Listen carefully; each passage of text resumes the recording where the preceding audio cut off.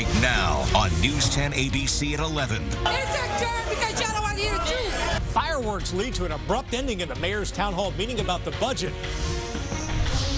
The Ebola situation gets scarier after a second nurse diagnosed decides to fly on a commercial airplane.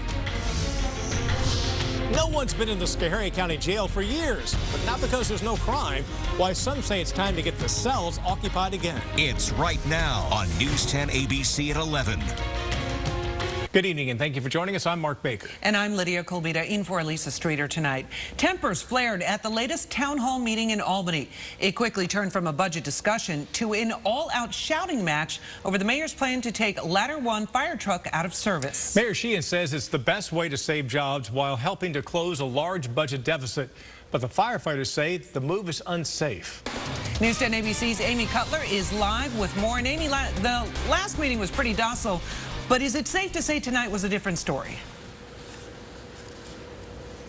Lydia, that it was. The mayor got quite an earful tonight. It was the first time we had the chance to hear from the community where this fire truck is located, and it is clear residents there have a lot of concerns. I want to thank you for coming out. The mayor's budget presentation started out orderly enough. People filed in, and Albany Mayor Kathy Sheehan began her town hall style meeting, but that soon changed.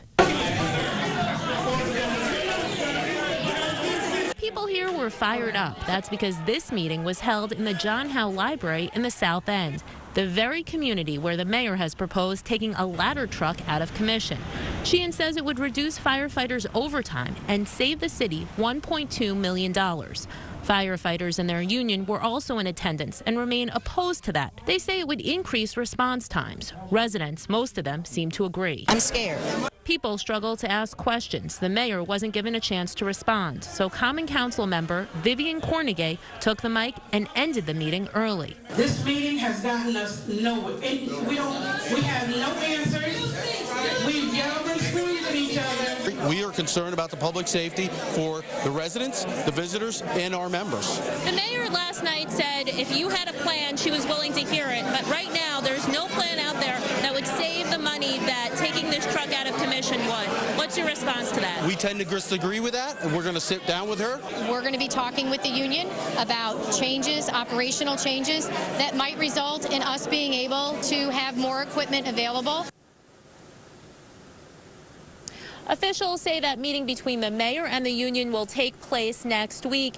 Meanwhile, the Common Council has begun holding budget workshops of its own, all sides agreeing this is a tough budget year. Live in Albany, I'm Amy Cutler for News 10 ABC. Thank you, Amy. News of yet another case of Ebola in the U.S. forcing President Obama to cancel scheduled trips today and instead meet with his cabinet members to discuss the nation's response to the virus. At the same time, the CDC is now admitting it could have done more to stop the spread. Marcy Gonzalez is in Dallas with the story. Ebola patient Amber Vinson wearing a hazmat suit, walking onto that specialized biocontainment plane, taking her to Emory University Hospital in Atlanta. After nurse Nina Pham, Vinson is now the second healthcare worker to contract the virus while treating the Ebola patient who died at this Dallas hospital last week. What we've been doing here today is reviewing exactly what we know about what's happened in Dallas and how we're going to make sure that something like this is not repeated. More questions raised today as the CDC now admits just one day before Vinson was hospitalized, they gave her permission to fly, despite her reporting a heightened temperature of 99.5 degrees. That's lower than what the CDC classifies as a fever, and so she was told it was okay to take a Frontier Airlines flight from Cleveland to Dallas. Definitely very concerning. The head of the CDC addressing those concerns today, saying there was little risk to other passengers. But we're putting into place extra margins of safety, and that's why we're contacting everyone who was on that flight. Vinson's neighbors also contacted, her home and apartment complex where she lives alone being decontaminated, as health officials continue looking into how she and Pham were infected despite wearing protective gear. Still concerned that some of the other healthcare workers who cared for Duncan and are now on administrative leave could also have Ebola. And now we're told, unlike Vinson, Nurse Pham will not be transferred to a different hospital. Still today, she is listed in good condition. Marcy Gonzalez, ABC News, Dallas. President Obama says he is confident that a serious outbreak can be avoided in the United States. He's directed the CDC to deploy a rapid response team as soon as someone is diagnosed. That team will walk local healthcare workers through a step-by-step process to make sure all the proper protocols are followed. In addition to that, many of the hospitals in this area say they're taking their own steps to be prepared. Ellis Hospital has designated an Ebola task force, and it's equipped the staff with a kit to treat infectious patients. Saratoga Hospital also says it has a response plan in place, and a drill was conducted just last week. Hope you've enjoyed the last few days, because we turn to weather, it's not looking so nice. No, in fact, we heard the rain on the roof. Yeah. And Tim, how much rain? Are we in for a soaker? Yeah, overall about a ½ inch to an1.5 inches. It just depends on your location. Round Top, just west of Catskill in Greene County. Doris, one of our weather spotters, reporting 87/100ths of an inch already. Let's go ahead, check it out. Storm tracker high definition radar showing indeed some heavier rains moving in and around the Capital District. Zoom on in toward southern Saratoga County, as well as parts of Rensselaer and Albany County. We kicked this into motion the last hour just to give you the trend locally, and you can see, yeah, the heaviest of action right now in and around Clifton Park, extending back into eastern portions of Schenectady County. And like we told you a little while ago over on Fox 23 at 1040, that trend for what was near Dwaynesburg has indeed tracked between Amsterdam and Glenville, with a heavy downpour knocking on the door in Galway. Move southbound, we have some heavy downpours from Schodak back toward Coxsackie, Kinderhook trending toward the north and northeast as well, so heads up Averill Park, Post and Kill. Then we have some more heavy activity that has evolved now right along 22 in eastern portions of Columbia County. This as well, riding and straddling the New York State-Massachusetts state line, and will continue to head up towards Stephentown, Pittsfield, and Berlin as we make our way through the next half hour to 60 minutes. All right, quick look at the 48-hour forecast as we head through tonight. Periods of rain, the theme. Some of the rain being heavy at times, perhaps a rumble of thunder, and a low down in the mid-60s. The rain continues in the morning, perhaps heavy at times, before diminishing to showers as we head through the afternoon. Those of you in southern Vermont and the Berkshires will see the rain last most of the day. Still the threat of a shower on Friday, but I think we see a decent amount of sunshine. More details about the Storm Tracker 70 forecast coming up in less than 10. Mark? Thank you, Tim. And new at 11, it's been more than 3 years since Tropical Storm Irene damaged the Schoharie County Jail, and still there's no decision on what to do with it. Right now, it sits empty most of the time while the county spends big bucks to house the inmates elsewhere. But the treasurer hopes a letter to FEMA will change all that. News 10 ABC's Rachel Young-Kunis is live at the jail with more on what they hope will happen next. Rachel? That's right, Mark. As you said, all these jail cells behind me, they have been vacant for the past 3 years. Officers taking the inmates, making the nearly 2-hour round-trip drive to Albany County. And as you said, it is not cheap. So the county has been going back and forth deciding what to do about this problem. I'm told the next step is this letter to FEMA requesting to build a brand new facility. For 3 years, the Schoharie County Jail remains practically empty after Tropical Storm Irene flooded the facility, putting the first floor under 8 feet of water. Now only offices on the second floor are open, including a few holding cells, and staffing cut short. It's bare minimum. It's very difficult at a minimum staffing level to consistently perform at a high level. Since Schoharie County inmates have been housed in Albany County, a 38-mile drive with a hefty price tag. Almost $100,000 per month. So County Treasurer William Cherry has written a letter to FEMA's director, hoping to gain authorization to build a brand new facility. He says it would cost between $18 and $19 million. We should build a new facility on higher ground, out of the flood zone once and for all. But he says FEMA initially said they would only support the refurbishing of the old jail, costing $15 million. Now, I believe that there is a very real likelihood that that facility will flood again. So until FEMA responds to Cherry's letter, we have no choice but to wait. And the wait has been frustrating for everyone. Sheriff Tony Desmond tells me officers are forced to work in unsuitable environments, eager for long overdue relief. We have issues with heating and cooling. It's very difficult. I hate to ask the corrections officers and the other people to work under those circumstances.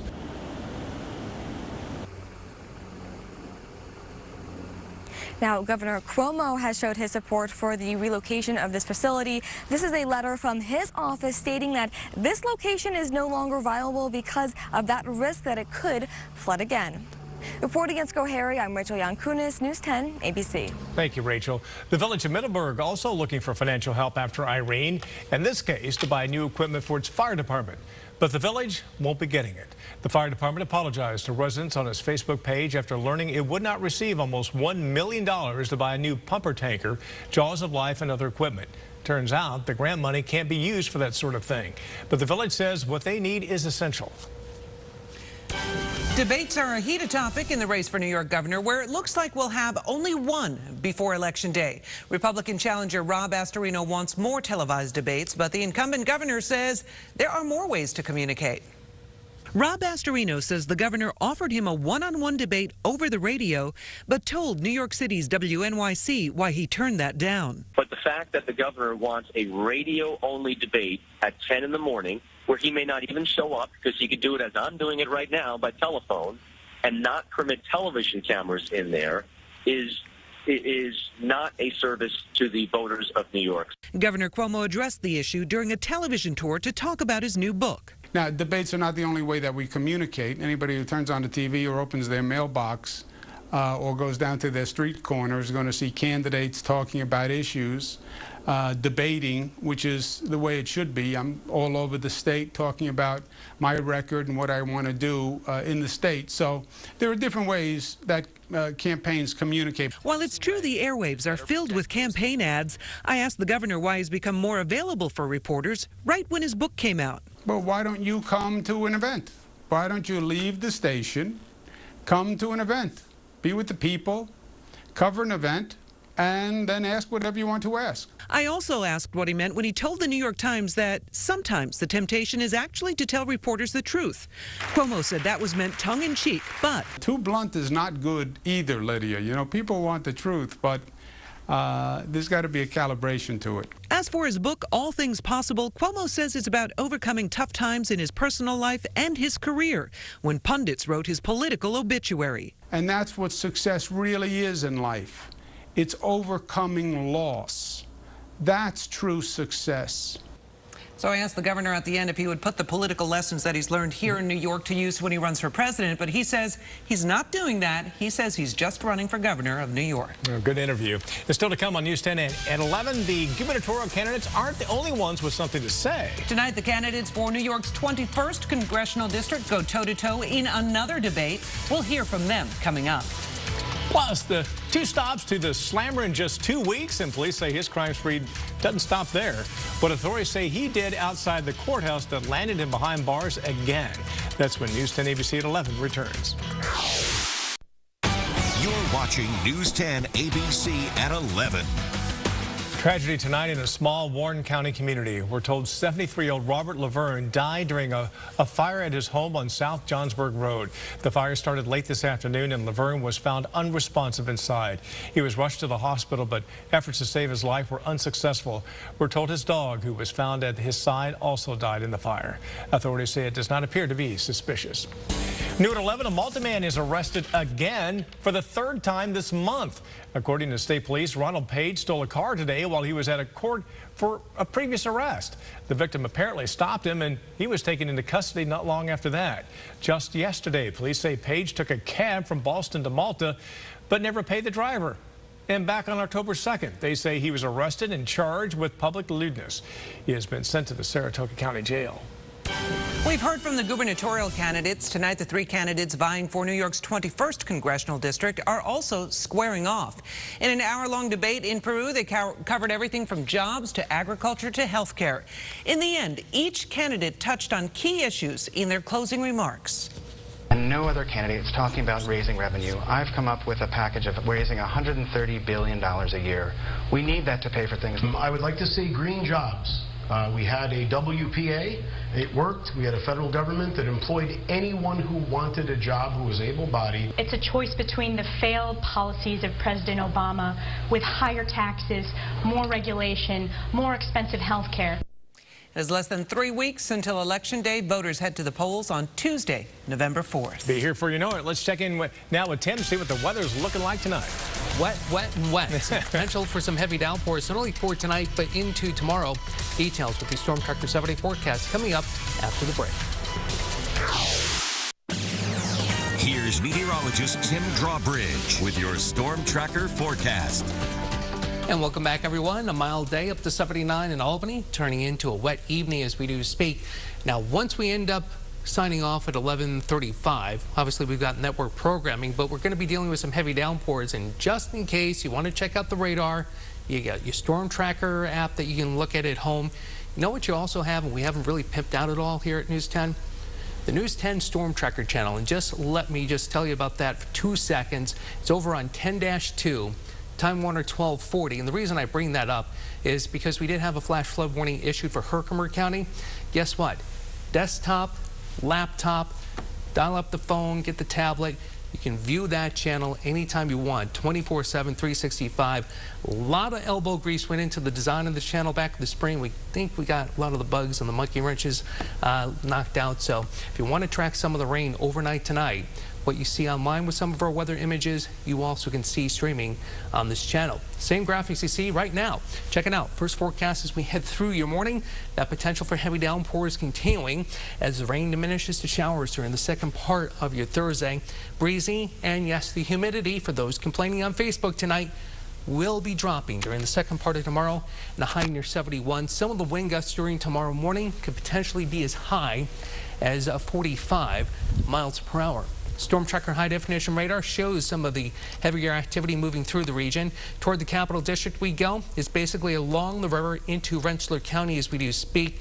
Track over the last 30 minutes shows that trend again, pretty much from south to north. We will head southbound across parts and a good part of Columbia County on into Berkshire County.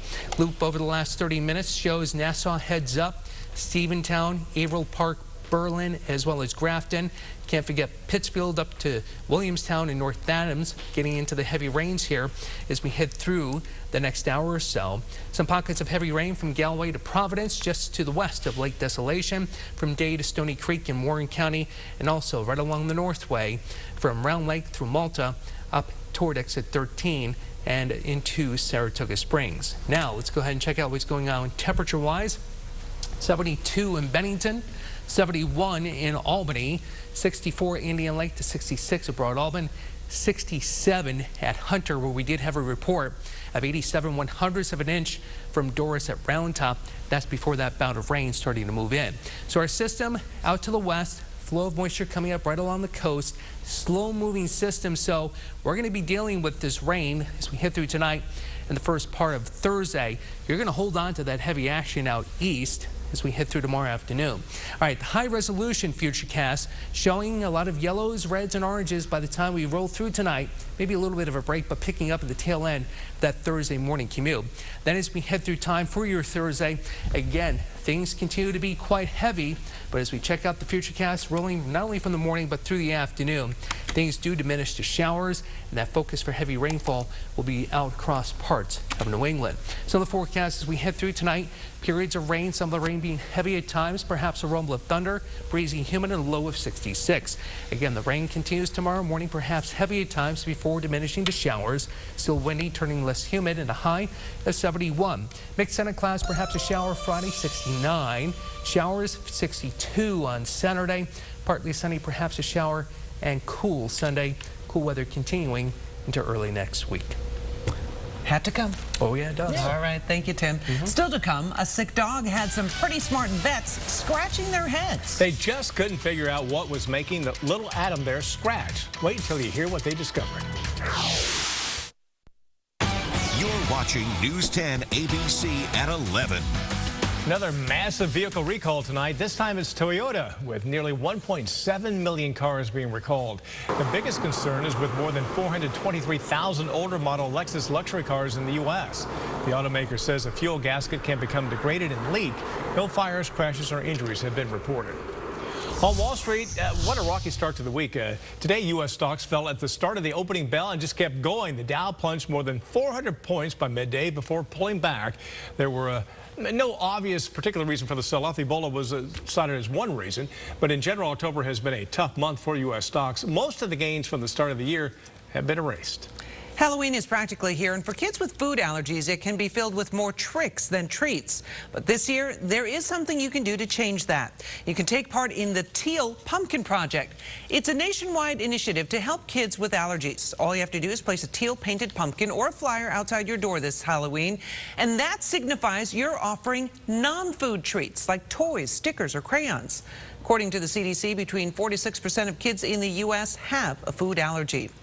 Kids aren't the only ones with allergies. Lots of people avoid having pets because it can make them uncomfortable. But what about the other way around?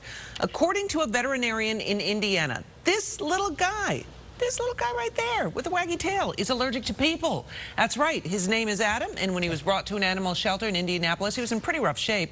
Vets did everything they could to make him better, but nothing worked. So they decided to test him for possible allergies, and what they found, even they could hardly believe. Humans.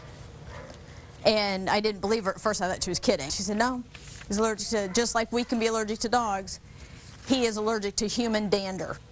The vets at his shelter, Lucky Dog Retreat, have mixed up a serum that they think will help him. They're now raising money to cover the costs of his allergy shots. Sounds like a Far Side comic strip. Yeah. Just a role reversal there. Josh in for Liana tonight. Let's send it on over to Josh, find out what's next in sports.